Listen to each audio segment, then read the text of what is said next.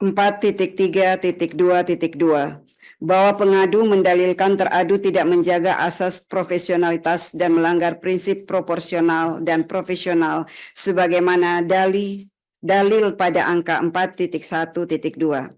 Berkenaan dengan dalil aduan pengadu bahwa teradu mengirimkan informasi yang bersifat rahasia, terungkap fakta dalam sidang pemeriksaan pada saat komunikasi intens antara teradu dan pengadu pada tanggal 6 Agustus 2023, teradu mengirimkan pesan terusan forward sesuai bukti P6. DKPP menilai tindakan teradu mengirimkan informasi maupun materi tentang pelaksanaan BIMTEK yang pembahasannya masih bersifat internal antara ketua dan anggota KPU tidak sepantasnya disampaikan kepada pengadu yang berstatus sebagai anggota PPLN, apalagi disertai adanya pesan WhatsApp keep secret for your eyes only, for your eyes only dan not for share, menunjukkan bahwa informasi maupun materi yang dibagikan oleh teradu kepada pengadu bersifat penting dan rahasia. Terungkap pula fakta dalam sidang pemeriksaan dalam komunikasi intens tersebut, teradu mengajak pengadu jalan berdua di sela-sela acara BIMTEK di Den Haag, bukti P7. Terjadi juga komunikasi intens antara teradu dan pengadu melalui WhatsApp pada tanggal 12 Agustus 2023, vide bukti P13. Dalam komunikasi tersebut, pengadu meminta tolong kepada teradu agar pada saat kunjungan ke Belanda membawakan barang pengadu yang ketinggalan di Jakarta. Kemudian teradu menyanggupi permintaan pengadu dan mengirimkan daftar barang titipan pengadu berupa 1 rompi PPLN, 1 potong baju, 1 potong CD, dan 2 peks cuimi. Terhadap pesan tersebut, pengadu menanyakan apa yang dimaksud dengan CD, padahal barang tersebut tidak termasuk barang yang dititipkan oleh pengadu. Teradu menjawab dengan nada bercanda, "Oh maaf, keselip." Bukti P13. Terhadap fakta tersebut, DKPP menilai tindakan teradu tidak dibenarkan menurut etika penyelenggara pemilu. Teradu terbukti menyisipkan kepentingan pribadi dalam melaksanakan tugasnya. Permintaan teradu untuk jalan berdua dengan pengadu tidak patut dilakukan, mengingat status teradu yang sudah berkeluarga. Selain itu, isi chat teradu yang menuliskan CD yang diakui dalam sidang pemeriksaan adalah celana dalam, menurut DKPP tidak patut dibicarakan, mengingat status teradu sebagai atasan dari pengadu dan teradu sudah berkeluarga. Apalagi dalam pesan pengadu kepada teradu tidak ada titipan berupa CD untuk dibawa ke Belanda. Berkenaan dengan dalil aduan pengadu bahwa teradu memaksa melakukan hubungan badan, terungkap fakta dalam sidang pemeriksaan bahwa pada tanggal 2 sampai dengan 7 Oktober 2023 dilaksanakan kegiatan BIMTEK PPLN di Den Haag. Pada kegiatan tersebut teradu hadir pada tanggal 3 Oktober 2023 dan menginap di Hotel Van der Valk, Amsterdam, Belanda. Bahwa dalam sidang pemeriksaan pengadu mengaku pada malam hari tanggal 3 Oktober 2023 pengadu dihubungi teradu untuk datang ke kamar hotelnya. Pengadu kemudian datang ke kamar hotel teradu dan berbincang-bincang di ruang tamu kamar teradu. Dalam perbincangan tersebut teradu merayu dan membujuk pengadu untuk melakukan hubungan badan. Pada awalnya pengadu terus menolak, namun teradu terus memaksa. Saya ulangi, namun teradu tetap memaksa pengadu untuk melakukan hubungan badan. Pada akhirnya hubungan badan itu terjadi. Dalam sidang pemeriksaan, pengadu menyatakan setelah kejadian tersebut, seminggu kemudian pengadu mengalami gangguan kesehatan fisik. Pada tanggal 18 Oktober 2023, pengadu melakukan pemeriksaan ke dokter umum atas gejala yang dialami sebelumnya. Permisi, mohon maaf yang mulia, apakah harus sedetail itu dibacakan? Terima kasih. Saya lanjutkan. Hasil konsultasi dengan dokter menganjurkan agar dilakukan pemeriksaan lanjutan bersama antara pengadu dan teradu. Pada tanggal 31 Oktober 2023, pengadu menghubungi teradu melalui pesan WhatsApp agar teradu juga melakukan pemeriksaan kesehatan sebagaimana dianjurkan oleh dokter. Kemudian teradu menjawab, "Iya, siap sayang." Selanjutnya, teradu mengirimkan hasil pemeriksaan kesehatan teradu yang dilakukan di Indonesia disertai dengan caption, "Semoga kita sehat selalu." Vide bukti P15C. Dalam sidang pemeriksaan, teradu mengakui bahwa kata kita yang dimaksud dalam chat WhatsApp tersebut adalah teradu dan pengadu. Berdasarkan uraian fakta-fakta tersebut, DKPP menilai telah terjadi hubungan badan antara teradu dengan pengadu pada tanggal 3 Oktober 2023 sesuai dengan bukti P15A, P15B, P15C, P16, P20, dan P21. Berkenaan dalil aduan pengadu bahwa teradu menyusun dan menandatangani surat pernyataan tertanggal 2 Januari 2024, terungkap fakta dalam sidang pemeriksaan bahwa teradu mengakui membuat dan menandatangani surat pernyataan akuo pada tanggal 2 dan 5 Januari 2024. Bahwa surat pernyataan tersebut dilatar belakangi oleh kedatangan pengadu ke Indonesia dengan maksud menagih kepastian janji teradu untuk menikahi pengadu pasca kejadian pada tanggal 3 Oktober 2023.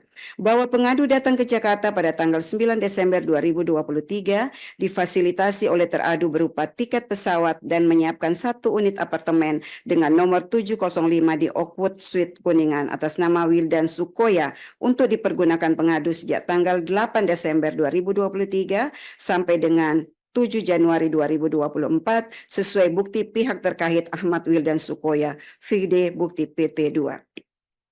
Akan tetapi pengadu tidak mendapatkan jaminan kepastian dari teradu, sehingga pengadu meminta teradu untuk membuat surat pernyataan tertulis di atas materai yang pada pokoknya berisikan janji teradu kepada pengadu.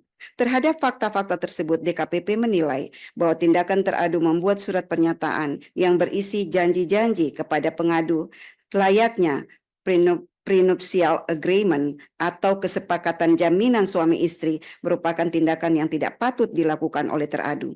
Tindakan teradu membuat surat pernyataan tersebut sangat relevan dengan peristiwa yang terjadi pada tanggal 3 Oktober 2023 di Hotel Van der Valk, Amsterdam, Belanda. Selanjutnya, berkenaan dengan dalil bahwa teradu menyalahgunakan jabatan, wewenang, dan fasilitas negara untuk kepentingan pribadi, terungkap fakta dalam sidang pemeriksaan bahwa benar teradu menggunakan kendaraan dinas milik teradu untuk kepentingan pribadi mengantar dan menjemput pengadu di luar tugas kedinasan pada saat pengadu berada di Jakarta.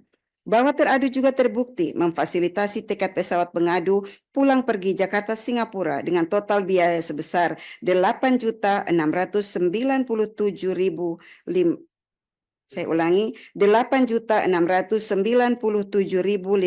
rupiah.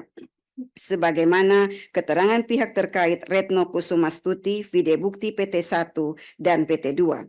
Selain itu, teradu juga memfasilitasi penginapan di apartemen Oakwood Suite Kuningan dengan total biaya sebesar Rp48.716.900, sebagaimana keterangan pihak terkait Ahmad Wildan Sukoya, VD Bukti PT1, PT2, dan PT3.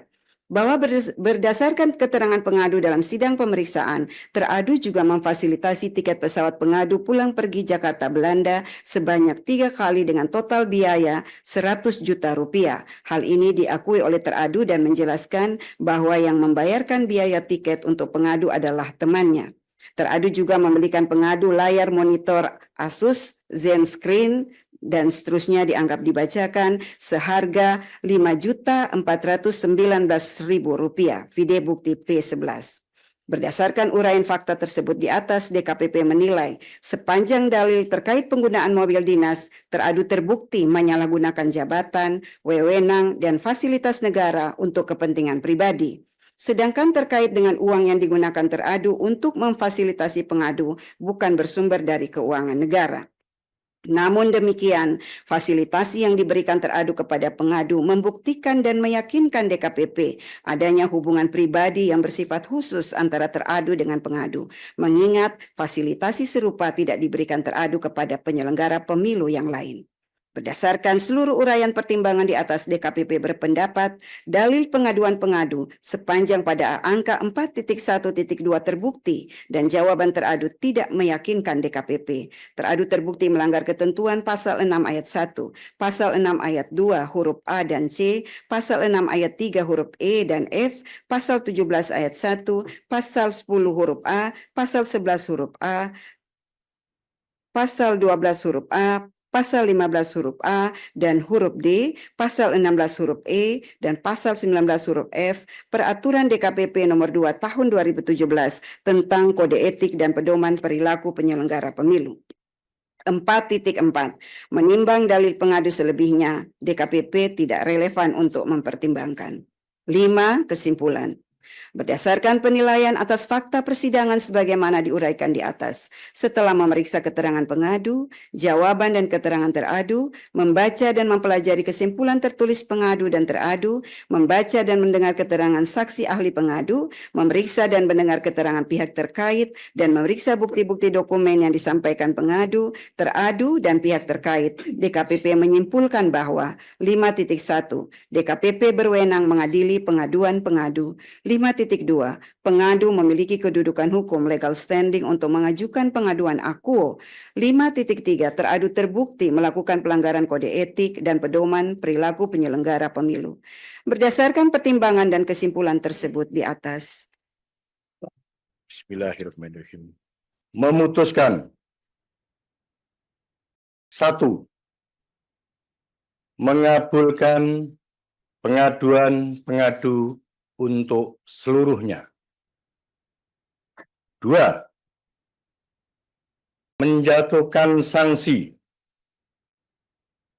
pemberhentian tetap kepada teradu Hasyim Asyari selaku Ketua merangkap anggota Komisi Pemilihan Umum terhitung sejak putusan ini dibacakan. 3. Presiden Republik Indonesia untuk melaksanakan putusan ini paling lama 7 hari sejak putusan ini dibacakan. Dan 4. Memerintahkan Badan Pengawas Pemilihan Umum untuk mengawasi pelaksanaan putusan ini.